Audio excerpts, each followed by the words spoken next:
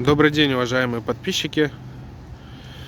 У нас уже вечереет, но однако у нас на обзоре сегодня полноприводный японский мини-трактор марки Kubota модельного ряда Aste, а еще конкретней А19. Трактор оснащен трехцилиндровым дизельным двигателем. Вот вы можете на него посмотреть. И только чтобы его послушать или завести, приезжайте к нам.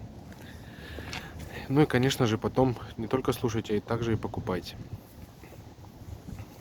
Двигатель абсолютно исправен и работает замечательно.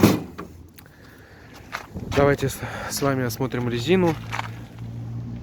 Левое переднее колесо.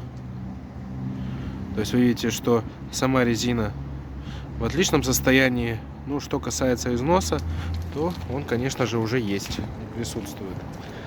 Правое переднее колесо то же самое, то есть без следов рассыхания каких-либо, но уже с износом. Заднее правое колесо то же самое. Никаких следов рассыхания на колесе нет, но уже есть небольшой износ. Ну а левое заднее колесо аналогично правому заднему. Вот такой вот у нас симметричный трактор.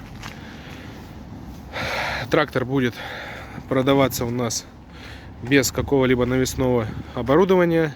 Таким он пришел с Японии.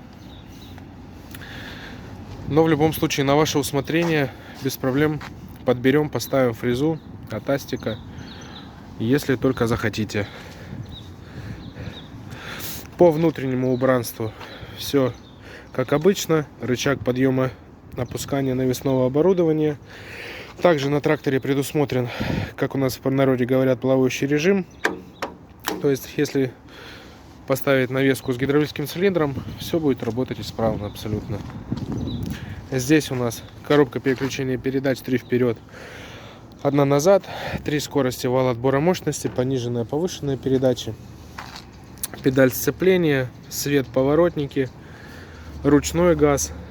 Там у нас справа спаренные тормоза и педаль газа. Все абсолютно как обычно. Приезжайте, выбирайте, покупайте. Всего доброго, до новых встреч.